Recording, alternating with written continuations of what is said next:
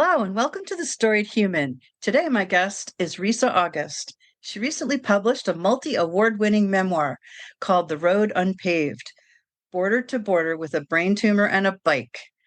It's about a major life altering diagnosis and personal life upheaval. She shares about the change in her own perspective and how she faced her own limiting beliefs. After being told she shouldn't, she decided to ride her bike the 1,845 miles from Canada to Mexico. I can't wait to hear about that. Risa's ultimate goal is to save lives and also to inspire and empower others. By day, she is a speaker, Gestalt practitioner, and patient advocate for rare pituitary tumors. She offers inspirational coaching to those feeling stuck with their own limiting beliefs. So nice to meet you. Welcome, Risa. I am so grateful to be here, Lynn. Thank you for having me. Wonderful. So it's so good that we finally got it to work. Our date, Yes. our date. So we love to just let you start where you think would help us understand how you got to this point, how you were able to do these amazing things. Oh gosh. Well, it was a complete life overhaul. Yeah. It was in 2018 when I was diagnosed with a tumor at the base of my brain, causing Whoa. a rare and destructive disease. But I started noticing changes in my body about 7 years prior to that. But doctors weren't listening, and I kept being dismissed, and it was really frustrating. But I fast forward to 2018, and I had such severe headaches. I couldn't ignore them. I was barely sleeping 2 hours a night, and nothing was working, despite my doctor saying things like, "Well, you're probably dehydrated or overtraining or." Um, not eating well. And so, and I would hear it time and time again, well, your blood work is fine. You're fine. You're active. I'm not worried. And typically I'm not someone to really stress about things because I've always taken really good care of my body. I was an athlete for a very long time, very rigid in my eating. But this was undeniable. This was something was definitely off. And I asked for an MRI and I was told no twice. And the third time I said, okay, I'm not going to ask this time. I'm going to demand it. And that's what I did. And 1 week later, I had an email from my doctor saying, you have an enlarged pituitary, go see an endocrinologist. I had no idea what that was. I had no idea what an enlarged pituitary was. I didn't know what an endocrinologist was. And so 1 week later, I'm sitting in the endocrinologist office and I'm staring at my skull on the screen. And right between the eyeballs is this giant gray blob. And this extremely compassionate doctor is looking at me and pointing to this big gray blob saying, this has got to come out. And there wasn't she was different. It wasn't a matter of fact. Um, doctors tend to be more business like, and she had more of this sense of urgency and um and I picked up on it and I was like, okay, this is serious. Oh, God. And then after that she said, oh, and I'm 99% sure I know what you have. And I said, wait a minute, what do you mean what I have? What do I have? Like, I have a tumor. What do you mean? And she said, well, this tumor causes a rare disease called acromegaly. And that explains everything you've been talking about over the past 7 years. My gosh. Yeah. Why don't And they believe women, these doctors? I mean, you lost so much time, yeah, kind of drives yeah. me crazy. Right. And these tumors tend to be slow growing Mhm. and but so it's quite possible that this tumor has been doing damage to my body for decades. God. But it was about 7 years out when I finally noticed changes and symptoms in my body. What really propelled me toward the work I do today is I went home that day trying to research, okay, what is this? What is acromegaly? What are pituitary tumors? I want to understand this. How can I fix it? How can I get through it? All the questions. And there wasn't a lot of information out there. And that really it was frustrating for someone like me wanting to understand, okay, what are the treatments? How can I move forward? But I wasn't given options. I was told brain surgery and radiation treatment, and then you'll most likely have to be on medication. And so I fought against that a little bit in the beginning and again struggled to find other options. So following brain surgery and radiation treatment, I started connecting with specialists. And other people, organizations who knew more about these tumors and this disease.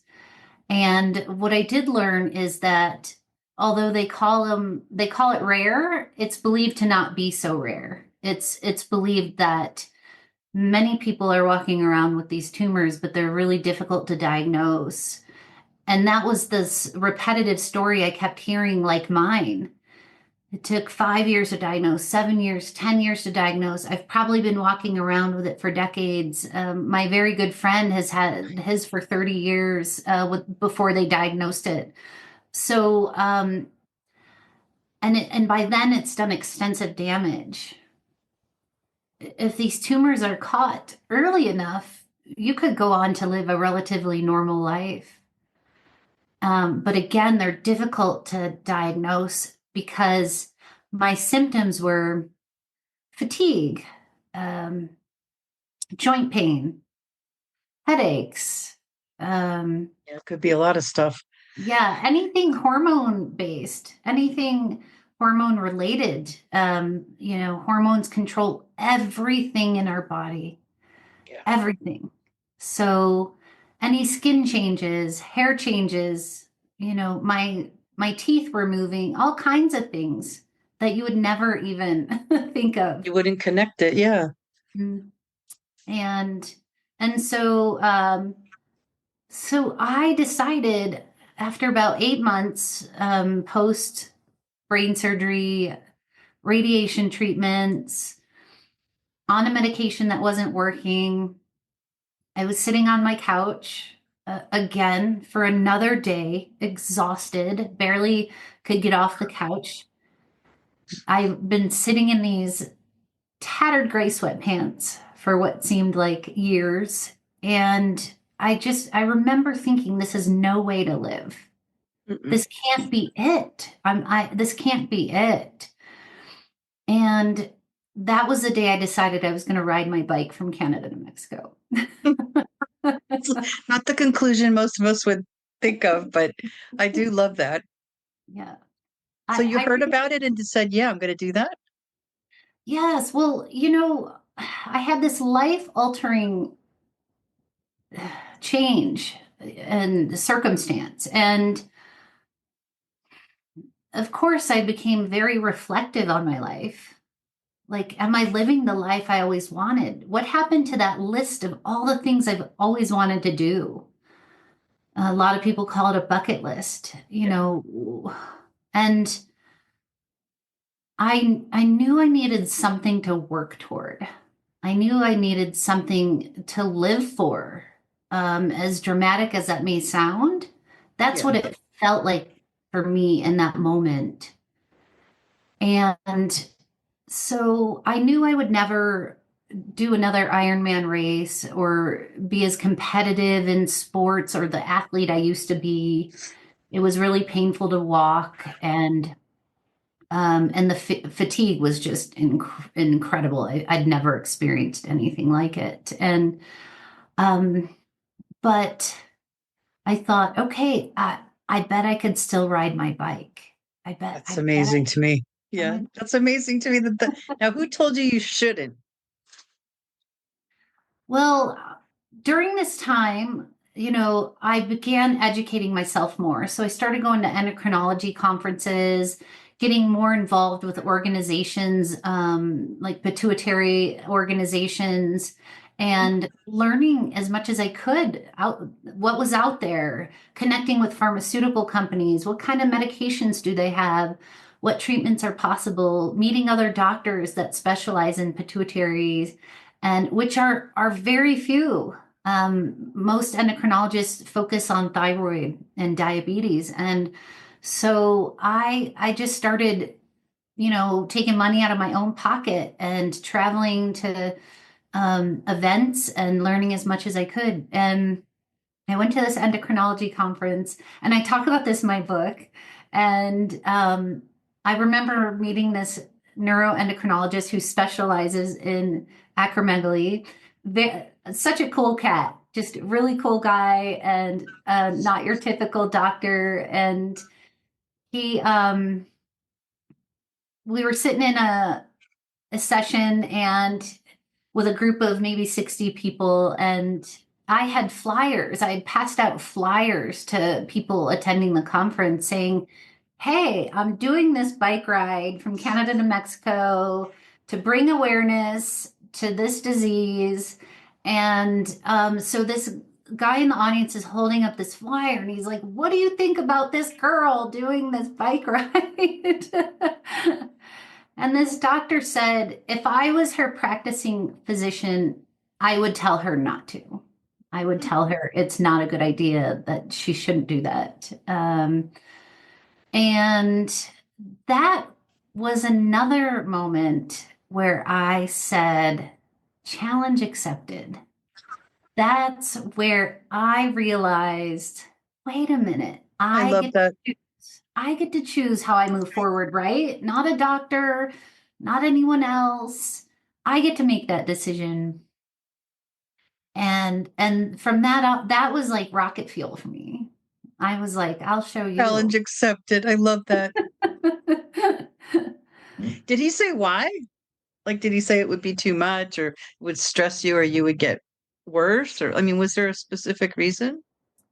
Um, I mean, there were various reasons, because of some of the complications I had with my surgery, and my body doesn't process sodium the way Oh, okay. it does for normally for a healthy pituitary. Um, and so dehydration or overhydration can be life-threatening for anybody, but someone with my condition, it's even more I see. risky. And but also uh, putting any kind of excessive impact on the joints um, for someone with acromegaly can really speed up the deterioration process. Oof. And so those are the two that come to mind right away. I kind of tuned him out at that point because I was like, well, whatever, I'll Blah, show blah, blah. you. Yeah. And so those are real things that I had to take into account. Yeah. But it just made me more determined to uh, show him or anybody Yeah. that I get to make that decision on what I get to do and what I maybe shouldn't do. That's my choice. That's amazing to me that was your response. And I admire that. Did you do this alone? This particular ride, I signed up with a tour company, and it's called a semi-supported tour. So me, along with 9 other cyclists, load all our camping gear, everything we have into a van, and the van transports our gear to the next site, to the next campground. Well, that which sounds is, reasonable. Yeah. yeah, which is anywhere from 55 to 75 miles away. So, Wow. um, and and it's up to us to figure out how to get there. We have our own maps and we have to take all our own food and any repair kits, anything like that. I thought it would be a safer way to go Yes. because this was my first. Again, I didn't just get right out on my bike. I took 14 months to train Smart. following following that day where I decided to do this. And I wasn't sure how my body would respond. So this felt like a safer way to go. Yeah. Um, it started off as being a more annoying way to go, but but I felt like I would have backup if I needed it. Yeah. Um, and Now, I'm thinking you maybe didn't go as fast as you might have gone in the past. Was that an issue? Like, did other people go faster, or did was there a variety of speeds? there was a variety of speeds. A couple people were very fast. I was middle of the pack. Oh, that's I good. actually felt very strong in my cycling, Yeah, and it felt like I came back very strong. that's And so and there, good.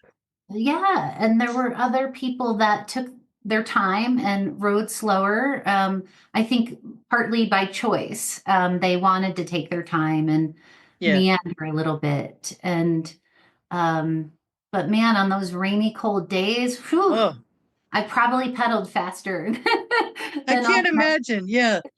I do imagine that people who were athletes when they were younger, they have like a base, like a good base of fitness and muscle and you're trained and that doesn't go away. So it's kind of cool that you were able to, bring it back and be in the middle. That's pretty impressive Oh, after thank everything you. you went through, right?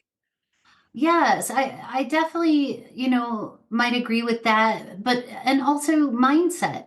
Mindset is extremely important. I mean, that's one of our can be one of our strongest muscles to get us through some of Yeah. the hardest things in life. Um, so that grit, that determination that on some days I had to really dig deep for. Wow. I owe that to my mindset and my brain strength. That's so impressive. And it's so true. It makes the difference. It's so Mhm. powerful. Yeah. It helps everything that we do. So yeah, oh my gosh, how long did this take you? So this trip took 41 days. I had 4 rest days. And I had to figure out how to get my medication. I had very complicated medication, and I had to get it shipped to like urgent care hospitals and find a practitioner that knew how to administer and handle this medication. It's not as simple as sticking me with a needle. It has to be reconstituted just right, and it can't be left out too long or too short, and it's a little bit complex. And the first one was completely a mess, Oh and no. yeah, and it's a very expensive mistake. The medication is about $5,000 a shot, and My gosh. a very expensive error. So there were challenges like that, and weather, and bike crashes, and um, dealing with 10 personalities, and there were all kinds of things that I didn't expect, but there was also a lot of beautiful outcomes, um, and it unfolded in unforeseen ways, which was really wonderful. What an experience.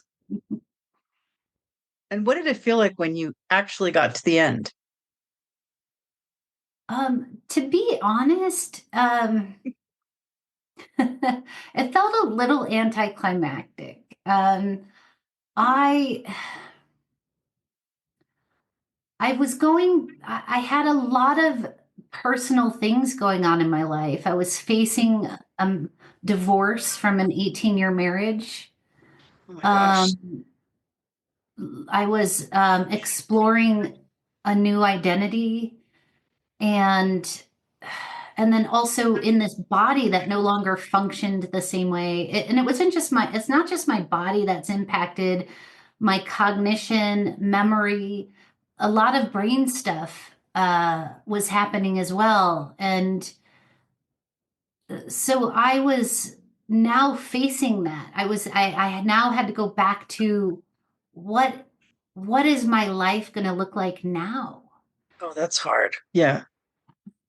Yeah. Because you So, were like sort of captivated by all the things that were happening on the journey, and you didn't have to think about your real life, and then you have to go back and say, who am I now? That mhm. sounds so, one of those things would be hard, you know? Yes, and the journey, it was a really powerful experience in the sense that it forced me to be present. I had to really focus on, okay, even in the pouring, when it was pouring rain and cold, I had to get out of my tent, pack up my gear, dripping wet, make sure I'm dressed warm enough, make sure I get, breakfast and get on my bike for yet another day and potentially ride in the cold, rain, wind, knowing that I'm not going to be dry at the next destination or warm necessarily. And when I'm out on the road for 75 miles, facing another hill or um, let's say curve in the road, I really had to focus on just one pedal at a time. Yeah. And that forced me to be really present. And I gained so much confidence in myself from that entire experience. I can And imagine. That's like major stuff. Yeah. And you weren't your regular self. I mean, you had to really push yourself, and that's where that mindset comes in. I had cancer in 2018. I was diagnosed with breast cancer. It seems to be I don't know, 2018 was tough. It's right. Oh um my goodness. and they caught it really early, and I was really lucky, but I did go through radiation. I was exhausted. And I remember what you just said reminded me of how I got through it, because I'm a worrier and I think ahead and I worry about things that haven't happened yet, and I'm like crazy that way. But the way I got through it was I just said, we're just going to worry about the next step in the road. We're going to go to the next doctor's appointment. We're not going to worry about all that stuff in the future. We're just going to get through Wednesday, and then we'll do the next thing. And that seems so simplistic, but somehow I was ready at that time in my life to do it that way. And it was such a gift to myself. And I felt so, I mean, it was almost eerie how calm I was.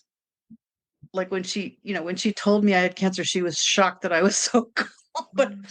But I mean, I knew that I probably did. We had all these extra tests and biopsies, and I just, I knew that's the point, right, of having all these biopsies and mammograms. It's to find it early. And I just think I think that's so wonderful what you just said, that you just were present, because it's a great way to remember how to be in our regular lives.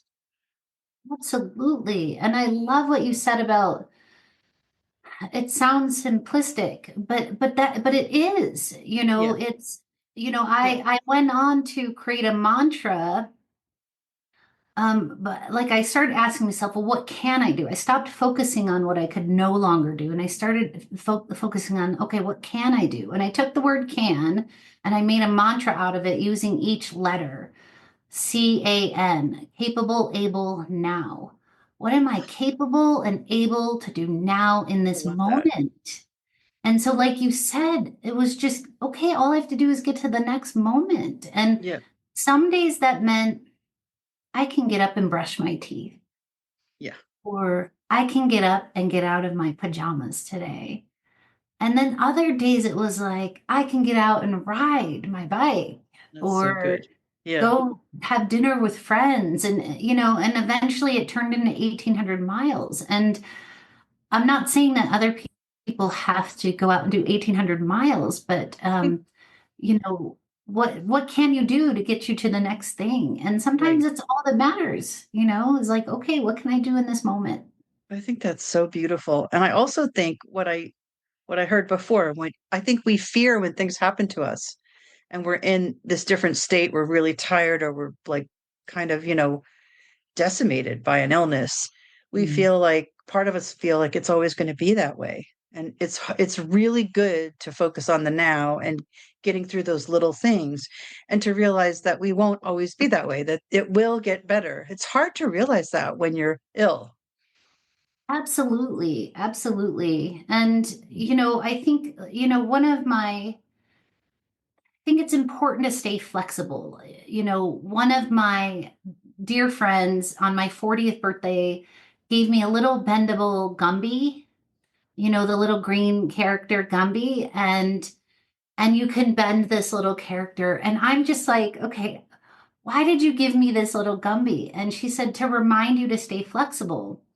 And so I strapped Gumby to the front of my bike, and I've taken that with me everywhere I go in even just in my mindset because you know uh, my body continues to kind of deconstruct. It's becoming more and more challenging to do things, but instead of fighting it, I'm flexing with it. So I'm starting to pick up new hobbies and other things that I've always wanted to try that I never could. And I did a bike ride across northern Spain earlier this year, and it challenged me physically, emotionally, and mentally beyond anything I could have imagined. And I started asking myself those questions. Well, what can I do now? And what I've realized is I may not be that hardcore, far distance cyclist anymore, but it doesn't mean I can't still bike. And it doesn't mean I can't take the improv class I've always wanted to take. That's It so doesn't mean I wonderful. can't go out dancing. Yeah, so I'm just be staying flexible and flexing with this disease I live with. And that makes it so much easier to go through life than to be fighting it. Mhm. You said a mouthful. I think that's so wonderful. Yeah, I sorry. also think, no, but I mean, that black and white thinking that we tend to get into. It's like, oh, I can't cycle now and I can't do, it's just, that's not true, right? That's not true. We could do things differently. We could do different things. Definitely. That's so great. And your mindset is so great. Your friend sounds amazing. I love the Gumby gift. Yes. So what do these days look like? Are you feeling well? Are you kind of plateauing or where are you in your disease? Um, It's hard because you seem so healthy. You look so yes. healthy. You And sound so I, healthy. yes. And I get that a lot. And I do believe that's because of my mindset. I Um, agree. and so my body's definitely struggling. And I'm in a place of like, I know there's something off, like I have low iron levels, which could be attributed to the medications I'm on, or maybe not the right diet, or there's so many variables involved. So a lot of times it's exploration. It's trying something new. I'm on my fifth or sixth medication.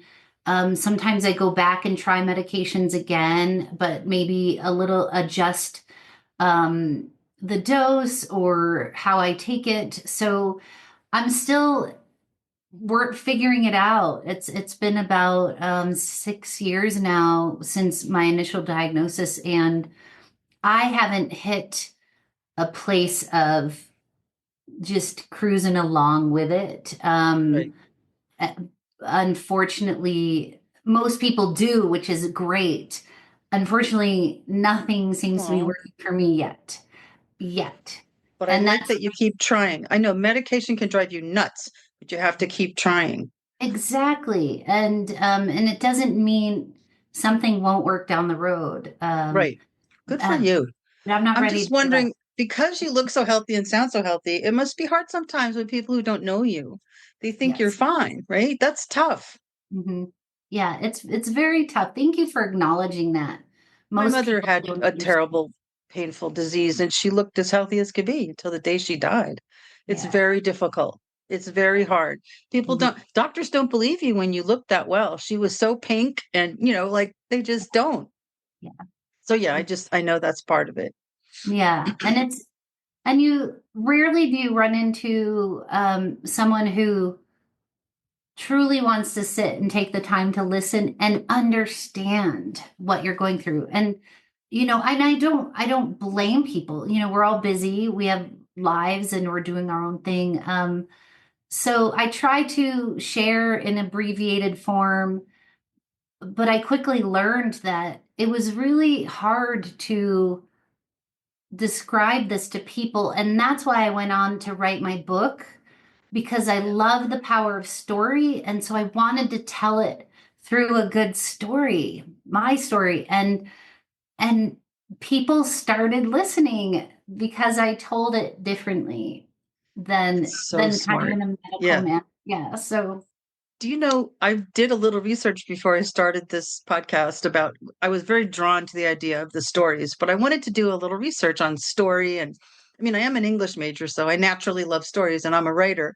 But I wanted to know more about like the structure of story and how long have we told stories and when did we start telling stories and blah, blah, blah. And you seem to intuitively understand human beings learn from story. That's how they learn the best. And I thought that was so fascinating. I actually read this little example. It said, we've been telling stories for millennia. Like they said, even fairy tales are like hundreds of years old. Anything that comes like Aesop's fables, we still tell those, and those are like really old. But they said they have a funny feeling, like even back in the Neolithic times or, they said the caveman times, if there was a tiger around the bend, you don't just say, don't go over there or don't go over there. There's a tiger. You say, don't go over there. My cousin got attacked by a tiger yesterday morning. Like you give a story. And so that hits people's brain and they understand. So you just seem to know that intuitively. yes, thank you. And I've been, because this is part of the work I've been trying to do, I've been reaching out to medical schools saying, hey, can I come tell my story? Because if you ask a medical student, hey, do you know what acromegaly is? They'll say, I don't think so. Or we might have read a paragraph about it in our endocrinology class, but we didn't really discuss it. But I guarantee if I went in there and told my story and said, oh, and I rode my bike 1,800 miles in spite of it, they're going to remember the girl with acromegaly who rode her bike really far. So, It's and just so so, human. Yeah, to connect that way right, with story. Good for you. Now absolutely. you do work. You work on this, right? You help educate and you tell us a little more about what you do to make people aware. Yeah, so I started this was by accident actually. I because I wasn't finding much information out there about pituitary tumors, because they cause all kinds of diseases, not just acromegaly. You might have heard of Cushing's Yeah. before. And so and I was like, why isn't there more information? So I started saying, okay, I maybe I'll start trying to bring awareness. And so I started asking people like, hey, will you post my story on your website? Um, and then I thought, okay, I'll buy myself a jersey that has like something on it, and then I contacted the same specialist that said I shouldn't do this bike ride. But he found it fascinating. He found it really cool and fascinating that I was doing this. And he put me in touch with some other organizations. And suddenly I'm contracting with pharmaceutical companies, and they're helping me spread the word. And I started traveling to speak on stages and share my story. And That's so with good. sponsored through the bike ride and passing out buttons and all kinds of things. It just kind of grew organically. Those are the best kinds of things where you just make a couple of contacts before you know it, it just grows. That's Right. wonderful. Good for you. It must Mhm. feel so good to help spread that word and to make sure that people aren't where you were, where you just couldn't find enough info.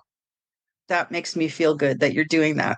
Thank you. I feel emotional over that. That when you say that, if I can save some lives, like if I can save people from my same trajectory or my same prognosis, Yeah. just by getting them diagnosed earlier, oh my gosh, that's my goal. That's what I want. Like that's what I want more than anything.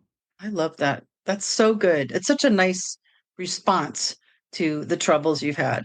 Mm. And that's what I love about the storied human is people learn from your story, they get inspired from your story. They probably, if it applies to them, right, go get testing or go to another doctor or they know what to say now because of you.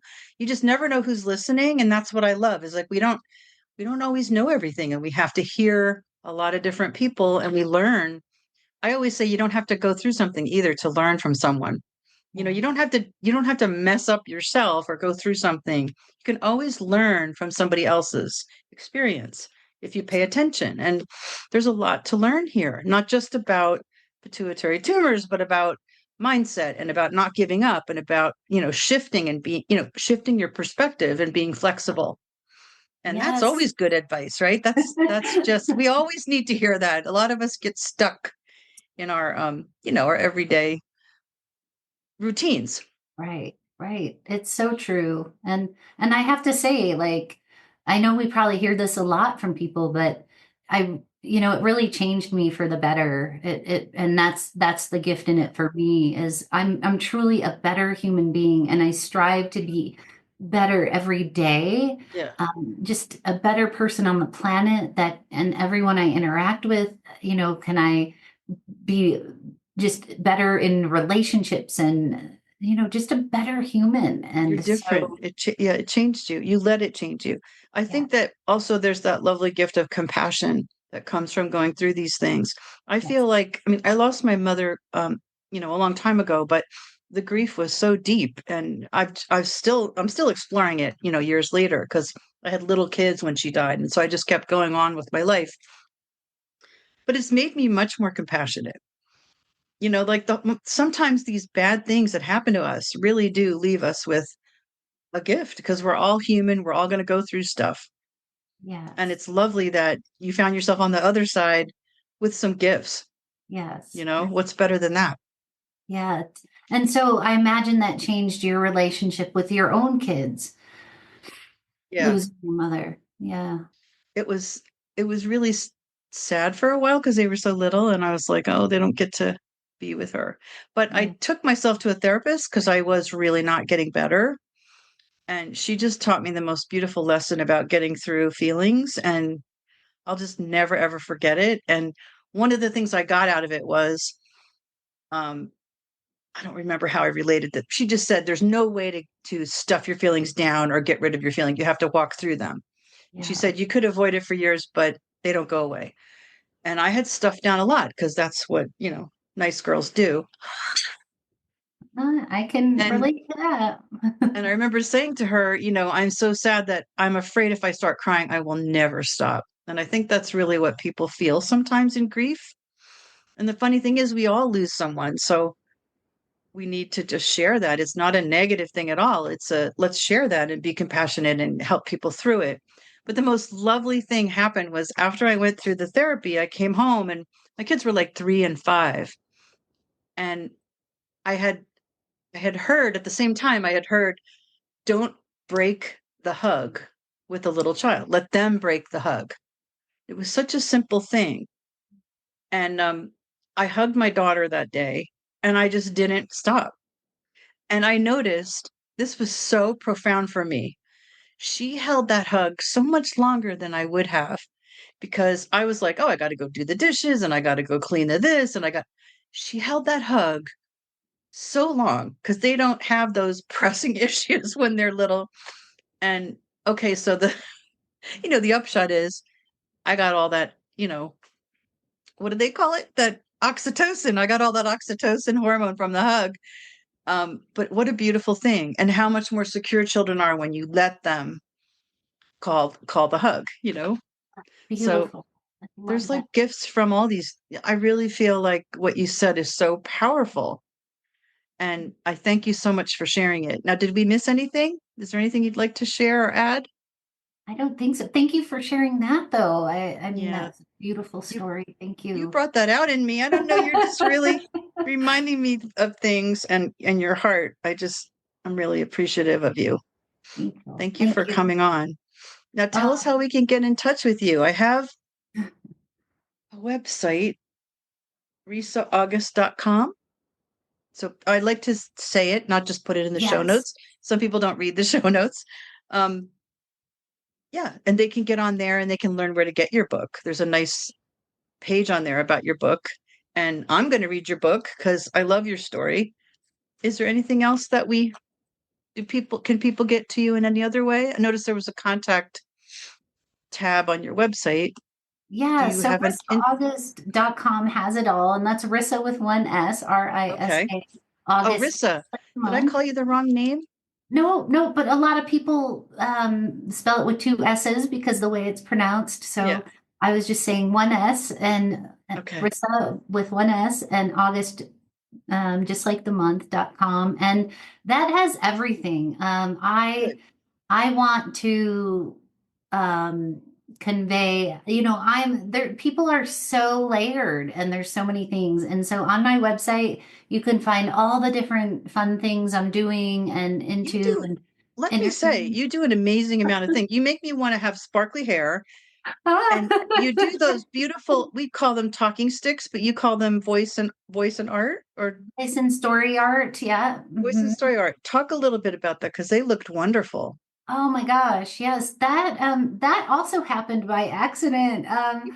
I was finishing up my certification in Gestalt coaching, and I was trying to. I couldn't. I was still in those tattered gray sweatpants, but I got off the couch. I couldn't get on my bike yet, but I needed something, so I started painting. And I don't consider myself an artist. But I was trying to think of something to gift the other people I would be graduating with in a month from this program. And I thought, oh my gosh, when they hold, I'm so drawn to native cultures.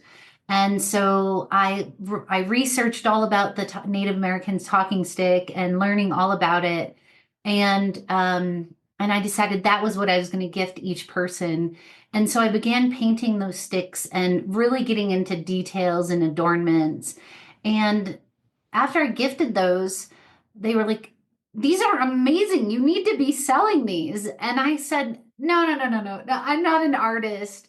Well, before I knew it, I started selling them all around the world. They're Um, beautiful. and Yeah. they were really, it was really though my healing process. It wasn't, I never meant to turn it into a business or anything. It was a healing process for me, Yeah. to get myself off the couch and eventually get myself back on my bike. And I That's started so painting. that's Yeah, so cool. That's such a nice response though to not being able to do much. I mean, I don't know if a lot of people would say, I think I'll paint. That's pretty right. cool. And then Yes. how about the sparkly hair? Is that little like little threads that you add that are sparkly? They are, so they're made of silk. They're really high quality product. And I ran into a gal in Oregon who she was at a large artist event and she was a vendor at an artist event. And she was putting these silky, sparkly strands into people's hair. And I mean, right away, I was drawn to it. I started seeing all the women, not just children, but all the women, some men that were walking away from this booth with these sparkles in their hair, just beaming. And I remember thinking I was beaming because they were beaming. And I loved looking at these sparkles in their hair and I thought it looked amazing. And then I wanted them. And so I ended up becoming friends with the gal who started this company called LuckyLocks.co. Okay. And and I became a mobile partner for her. And so I started doing it simply to spread joy. It just lights up a room. I do a lot of women's conferences and retreats, a lot of women's groups, and it just lights up the room. It How just fun is lights, that? yeah. I have a friend who has her, I'm not sure where she goes, but she shows up with those. She calls them fairy hair, that she gets Oh, fairy hair. yes. And Uh-huh. it's hard not to smile when you see that.